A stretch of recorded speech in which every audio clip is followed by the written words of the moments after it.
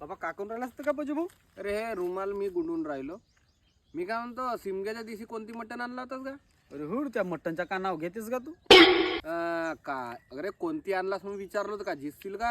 अरे ते का तू का जास्त खाणार होतास का? मलाच खावायला नाही भेटली ना का तुला का सांगू त्याच्यात? तुला काची खावायला नाही भेटली? शिमग्याच्या दिवशी मी 1 किलो नाही का मटण आणलो घरी घेऊन. हा? एक खाली झिल्ली मागलो बरं त्या मटणवाल्याला कायसाठी? गुलाल घेवासाठी नाही का का. हा? तर तसाच मग नाही का 1 किलो गुलाल घेतलो, 1 किलो मटण ना घरी नाही का त्या भीतीवर मांडलो. हा? तसाच मला फोन आला कोणाच्या तरी. हा? तर मग नाही का फोनवर बोलत होतो. तर मग नाही का माझ्या बायकोला वाटलं का पेल्या 2 किलो कायसाठी आणलं मटण. हा?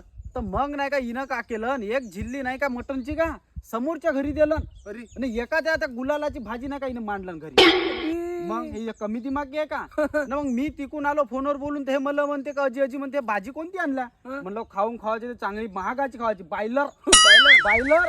तर म्हणते पुरी इरली त्याची म्हणते. मग मी जाऊन पाहिलो तिथे बापा पुरा ढर्रा पाणी, तिथे काही ठुस नाही ना ठास नाही, पुरी गुलालाची भाजी. पुरी गुलालाची भाजी. मी म्हणलो तर झिल्ली कुठं 1 किलो मटण वाली. तर म्हणते समोरच्या घरी दिलो. मग माणसाला राग नाही भाऊ, असा सोपकलो पुरी गली जमा झाली होती. अरे